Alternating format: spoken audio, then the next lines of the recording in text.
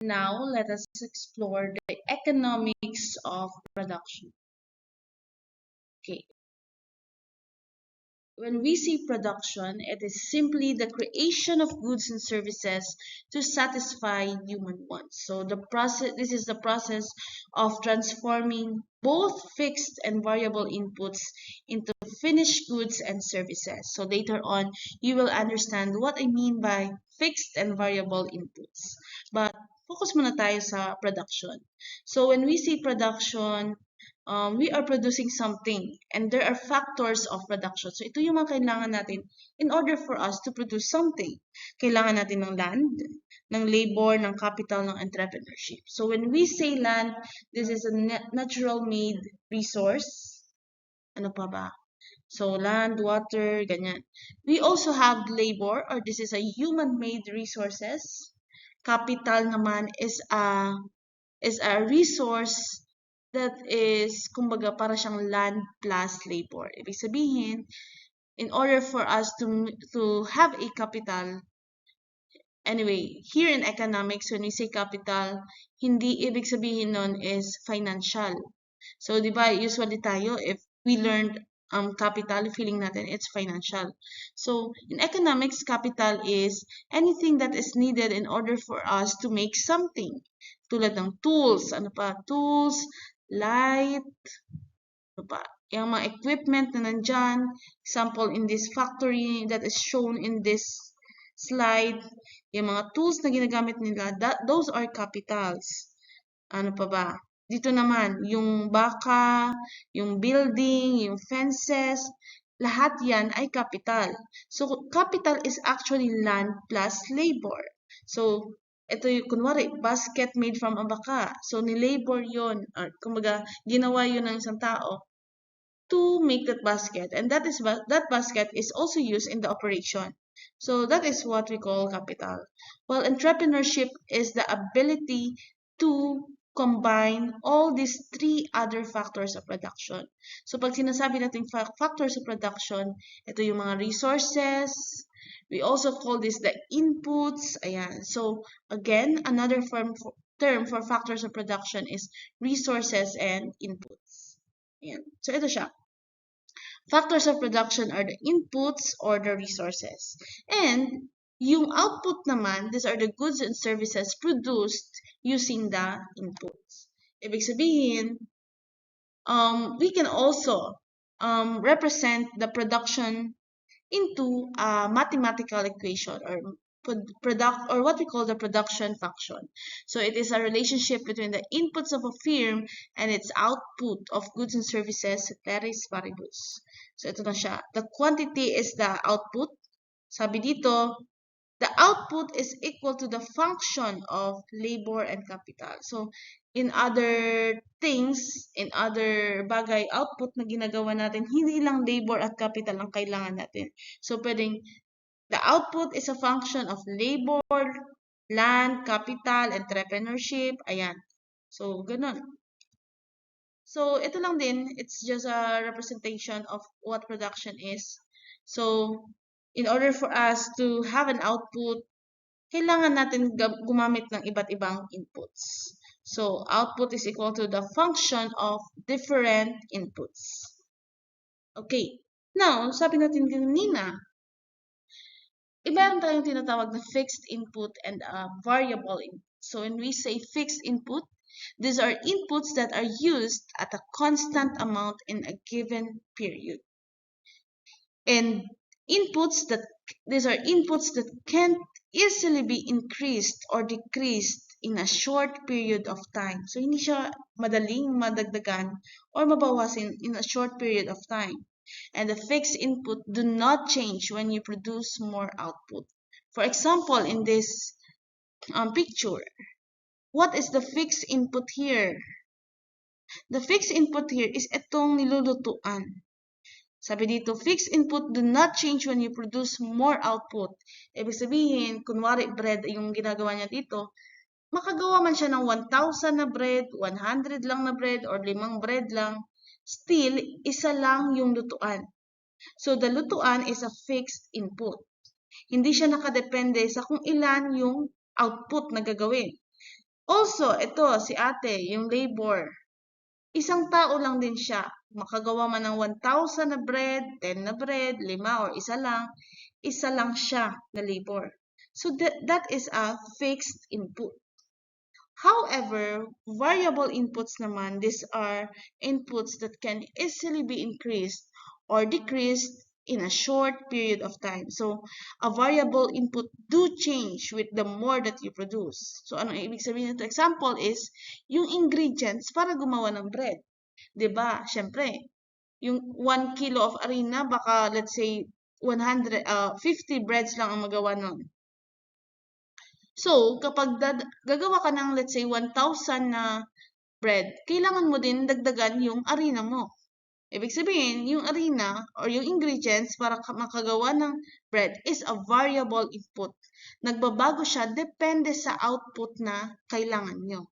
Okay? So, I hope you understand the difference between the fixed input and the variable input. Now, meron din tayong time period in analyzing production. So, di ba sabi natin kanina, in a short run, in the long run, gano'n. So, we have short run and long run production. Pag sinasabi natin short run production, this is the period of time during which at least one or more of factors of production are fixed. Ibig sabihin, ang isang business, ang isang production na merong fixed resource, they are operating in the short run. For example, yung mga nagtitinda ng pizza dyan sa iba't ibang barangay. Ayan. Di ba yung oven nila isa lang? Ayan. So they have a fixed input, the oven. Or minsan yung tao nila isa lang din. So they are operating in the short run. However, kapag naman lahat ng factors nila are variable, they are operating in the long run. So long run is nasa long run production kapag ang isang business, kapag ang isang production is expanding. Ibig sabihin, kunwari si Jaja Bakery, nagdadagdag siya ng branches. Para magdagdag ng branch, kailangan nila bumili ng lahat ng resources nila dun sa isang branch para makagawa ng another branch. So, lahat ng factors of production nila is variable. So, long run is for those businesses or operations or productions that are in the expansion stage. Okay. Now, let us focus on the short run production. Let us look at these illustrations. So, sabi natin, di ba? In a short run production, at least one input is fixed. So, let us look at this illustration. Ayan. So, dito, the fixed input here is the laptop. And the variable input here is the kamay, yung hands.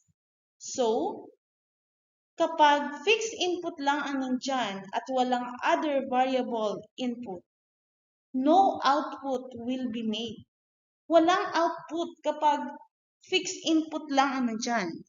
Pero, kapag may isa ng variable input, edi okay, may maproproduce silang output. However, one has to do all the work.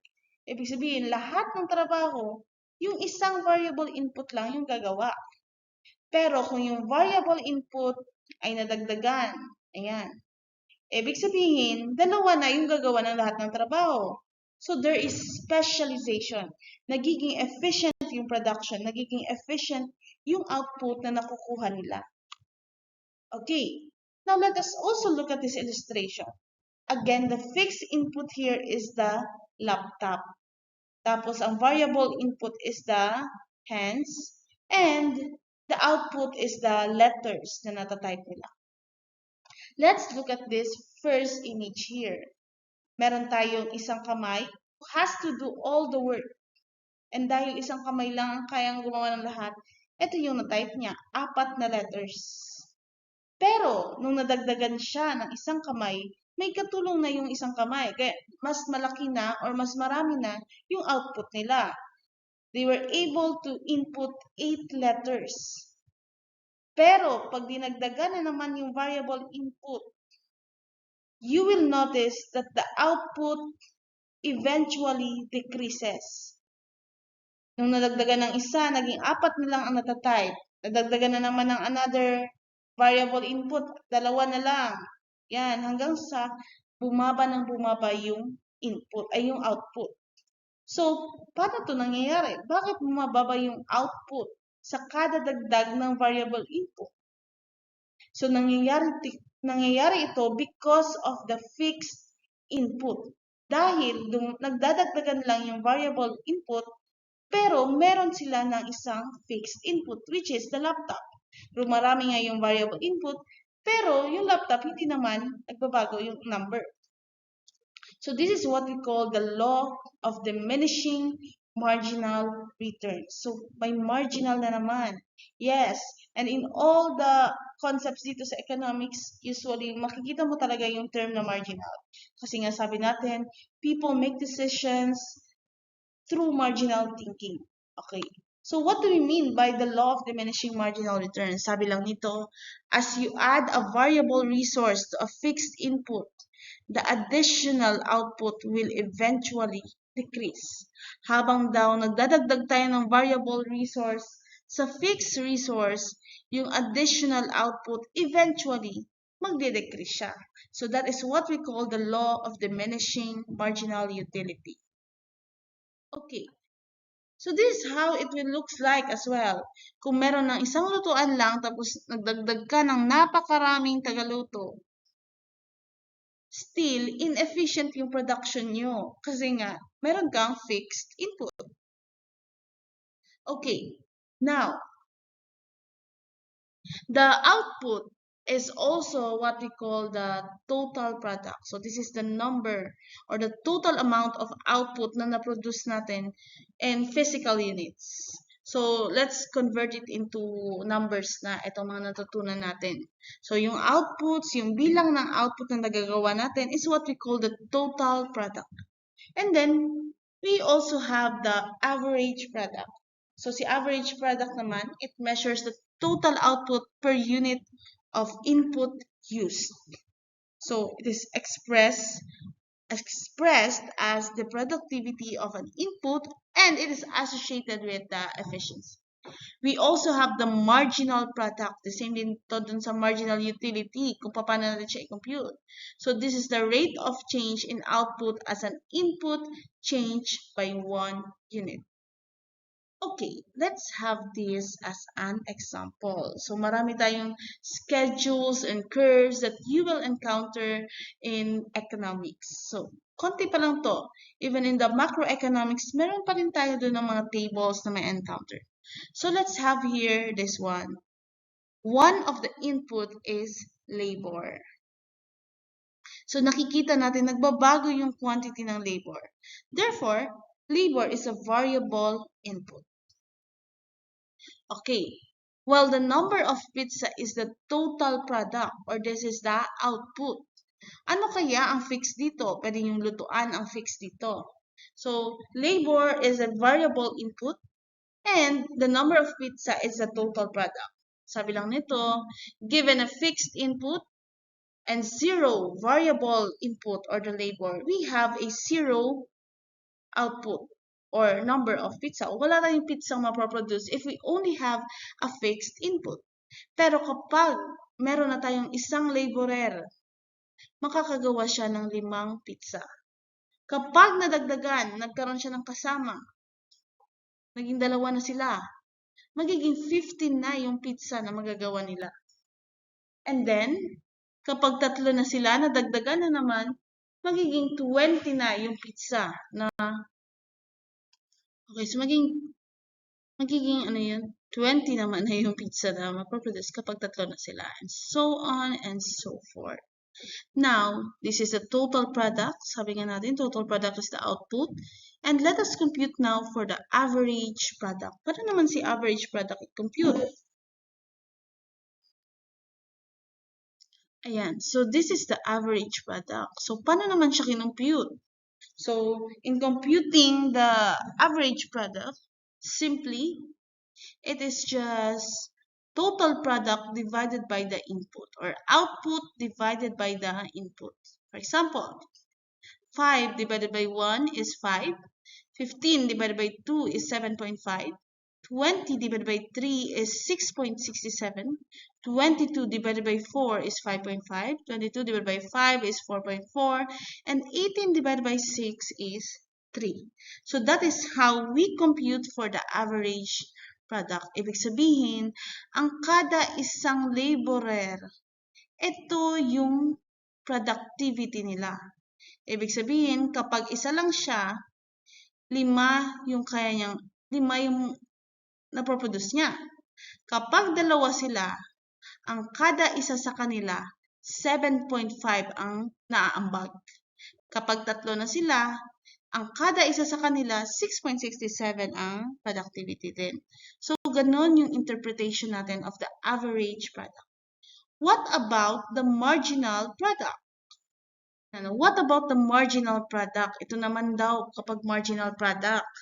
So, marginal product is simply the change in the total product over the change in the input. Ibig sabihin, 5 minus 0 is 5, divided by 1 minus 0 is 1. 5 divided by 1 is 5. 15 minus 5 is 10, divided by 2 minus 1 is 1. 10 divided by 1 is 10. 20 minus 15 is 5, divided by 3 minus 2 is 1. 5 divided by 1 is 5. 22 minus 20 is 2 divided by 1, 2. 22 divided by minus 22 divided by 1 is 0. 18 minus 22 is negative 4, divided by 1, it's negative 4. So, this is the marginal product. Ngayon, ang tanong, with how much labor does the law of diminishing marginal returns begin? Saan daw nagsisimula yung law of diminishing marginal return natin? Diba sabi natin sa illustration kanina, sa laptop and the hands, there is a point wherein adding additional input will result to a lower marginal return or a lower additional output. So, saan natin yun makikita? Makikita natin yun dito sa marginal product. Ayan. So, makikita natin na kapag isang laborer 5, dalawa 10, ang additional. Pero kapag tatlo na, yung additional product na naproproduce ng kada isa ay ng isang laborer is 5. So, bumababa na yung marginal product dito sa point na to. So, the law of diminishing marginal returns starts at laborer 3. Yan. Pag tatlo na yung laborer, nag-i-start nang mag-diminish yung marginal or additional return. Okay. Now, dito, in this type of production, meron tayong tinatawag na 3 stages. Stage 1, stage 2, stage 3. When the marginal product is increasing, ito yan, marginal product, it is increasing. Nag-i-increase siya from 0 workers up to 2 workers. Kapag increasing daw siya, there is specialization. Ibig sabihin, maganda ang productivity or maganda ang dulot ng pagdagdag ng isa pang worker. Kaya there is specialization. And here, you can see that the total product is increasing at an increasing rate. So, when we say increasing rate, dito yan nakabase sa marginal product. The total product is increasing at an increasing rate. We also have stage 2, wherein the marginal product is falling. Ayan siya. From worker 3 hanggang 5, nag-fall na yung, actually hanggang 6, nag-fall na yung marginal product. So, MP is falling because of fixed resource. So, kaya siya bumababa na yung marginal product. Again, because of the fixed resource here in the short-run production. And also, nandito nagsimula yung law of diminishing marginal return. Now, how do we interpret the total product? we can see here that the total product is still increasing but at a decreasing rate. So, makikita natin yung marginal product is pababa na. Ibig sabihin, decreasing rate ang increase ni total product. And we also have here the stage 3, wherein the marginal product is negative. And here, the total product is falling. So, please expect this in your exam. We have this in your exam wherein I will ask you to compute for the marginal product, the average product, and you are going to identify what is stage 1, what is stage 2, and what is stage 3. Okay. So those are the 3 stages. Just to summarize yung diniscuss